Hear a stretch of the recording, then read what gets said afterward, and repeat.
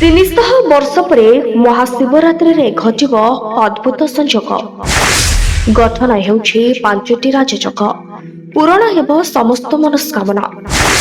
ପୂଜା କରିବାର ଚାରୋଟି ଶୁଭ ମୁହୂର୍ତ୍ତ ରହିଛି। କରନ୍ତୁ ଏହି ସମୟରେ ପୂଜା। ଦେବତାମାନଙ୍କର ଦେବତା ଭଗବାନ ଶିବଙ୍କର ପ୍ରିୟ ରାତ୍ରି ମହାଶିବରାତ୍ରି ହେଉଛି ଏକ ପ୍ରମୁଖ ହିନ୍ଦୁ ପର୍ବ। ଶିବ ଅଟନ୍ତି ଅନାଦି, ଶିବ ଅଟନ୍ତି ଅନନ୍ତ। ଭକ୍ତମାନଙ୍କ ପାଇଁ ଏହି ଦିନଟି ସବୁଠାରୁ ସ୍ୱତନ୍ତ୍ର। ଅନେକ ଲୋକ ଏହି ଦିନ ଫଳମୂଳ ଖାଇ ଉପବାସ କରନ୍ତି ତ କିଏ ଜାଗର ଜାଳି ମହାଦେବଙ୍କ ଆରାଧନା କରେ। ତେବେ ଆସନ୍ତୁ ଜାଣିବା ମହାଶିବରାତ୍ରି ଦିନ କେଉଁ ପାଞ୍ଚଟି ରାଜଯୋଗ ସୃଷ୍ଟି ହେଉଛି ଓ ପୂଜା କରିବାର ଶୁଭ ମୁହୂର୍ତ୍ତ ବିଷୟରେ। ଶୁଭ ମୁହୂର୍ତ୍ତରେ ପୂଜା କଲେ ଭଗବାନ ଶିବଙ୍କର ଅଶେଷ କୃପା ମିଳିବା ସହ ସମସ୍ତ ମନସ୍କାମନା ପୂରଣ ହୋଇଥାଏ। ଶିବରାତ୍ରି ପ୍ରତି ମାସର କୃଷ୍ଣପକ୍ଷର ଚତୁର୍ଥୀ ତିଥିରେ ପଡ଼େ ଏବଂ ମହାଶିବରାତ୍ରି ଫାଲ୍ଗୁନ ମାସର କୃଷ୍ଣପକ୍ଷର ଚତୁର୍ଦ୍ଦଶୀ ତିଥି ଦିନରେ ହିଁ ପଡ଼ିଥାଏ। ଧାର୍ମିକ ବିଶ୍ୱାସ ଅନୁଯାୟୀ ମହାଶିବରାତ୍ରିରେ ଭଗବାନ ଶିବ ଏକ ଶିବଲିଙ୍ଗ ରୂପରେ ଆବିର୍ଭାବ ହୋଇଥିଲେ। କୁହାଯାଏ ଯେ ମନ, ଚେତନା, ବ୍ରହ୍ମା, ମାୟା, ଆତ୍ମା, ବୁଦ୍ଧି, ଆକାଶ, ବାୟୁ, ଅଗ୍ନି, ଜଳ ଏବଂ ପୃଥିବୀ ମିଶି ଶିବଲିଙ୍ଗ ଗଠନ କରନ୍ତି। ଏହି କାରଣରୁ ମହାଶିବରାତ୍ରିରେ କରାଯାଇଥିବା ଶିବ ପୂଜା ପ୍ରତ୍ୟେକ ଶ୍ରଦ୍ଧାଳୁଙ୍କ ମନସ୍କାମନା ପୂରଣ କରିଥାଏ।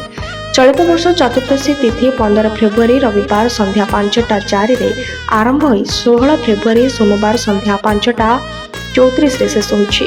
ହିନ୍ଦୁ ଧର୍ମରେ ପର୍ବପର୍ବାଣି ଉଦୟ ତିଥି ଅନୁସାରେ ପାଳନ କରାଯାଏ, କିନ୍ତୁ ମହାଶିବରାତ୍ରି ସେହି ଦିନ ପାଳନ କରାଯାଏ ଯେଉଁଦିନ ଫାଲ୍ଗୁନ କୃଷ୍ଣ ଚତୁର୍ଦ୍ଦଶୀ ତିଥି ନିଶ୍ଚିତ କାଳ ମୁହୂର୍ତ୍ତରେ ଉପସ୍ଥିତ ରହିଥାଏ।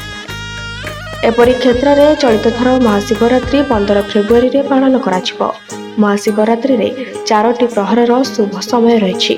ପ୍ରଥମ ପ୍ରହର ପୂଜା ସମୟ ରାତି 6:11ରୁ ରାତି 9:23। ଦ୍ୱିତୀୟ ପ୍ରହର ପୂଜା ସମୟ ରାତି 9:23ରୁ ରାତି 12:35। ତୃତୀୟ ପ୍ରହର ପୂଜା ସମୟ ରାତି 12:35ରୁ ସକାଳ 3:47 ଅର୍ଥାତ୍ 16 ତାରିଖ। ଚତୁର୍ଥ ପ୍ରହର ପୂଜା ସମୟ ସକାଳ 3:47ରୁ ସକାଳ 6:59। ମହାଶିବରାତ୍ରିରେ 300 ବର୍ଷ ପରେ ଶୁଭ ସଂଯୋଗ ଘଟିବାକୁ ଯାଉଛି। ଏହି ଶୁଭ ମୁହୂର୍ତ୍ତରେ ପୂଜା କଲେ 100 ଗୁଣା ଫଳ ମିଳିଥାଏ ବୋଲି ବିଶ୍ୱାସ କରାଯାଏ। ମହାଶିବରାତ୍ରି 300 ବର୍ଷ ପରେ ଏକ ଅତ୍ୟନ୍ତ ବିରଳ ସଂକଳ୍ପ ଆଣିଛି। ଏହି ଦିନ ବୁଧ ଏବଂ ଶୁକ୍ରଙ୍କ ସଂଯୋଗ ଲକ୍ଷ୍ମୀନାରାୟଣ ରାଜଯୋଗ ସୃଷ୍ଟି କରିବ।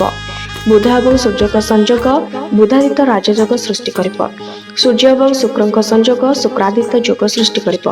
କୁମ୍ଭ ରାଶିରେ ଶନିଙ୍କ ଉପସ୍ଥିତି ଶଶାଙ୍କ ରାଜଯୋଗ ନାମକ ଏକ ମହାପୁରୁଷ ସୃଷ୍ଟି କରୁଛି। କୁମ୍ଭ ରାଶିରେ ସୂର୍ଯ୍ୟ, ବୁଧ, ଶୁକ୍ର ଏବଂ ରାହୁଙ୍କ ଏକତ୍ର ଉପସ୍ଥିତି ମଧ୍ୟ ଚତୁର୍ଗ୍ରହୀ ଯୋଗ ସୃଷ୍ଟି କରୁଛି। ଆପଣଙ୍କ ପାଇଁ ମହାଶିବରାତ୍ରି ଅତି ଆନନ୍ଦ ଉଲ୍ଲାସର ଦିନ ହେଉ, ଏତିକି ପ୍ରଭୁ ଭୋଳାନାଥଙ୍କ ପାଖରେ ପ୍ରାର୍ଥନା କରୁଛୁ। Bureau report, BNS live.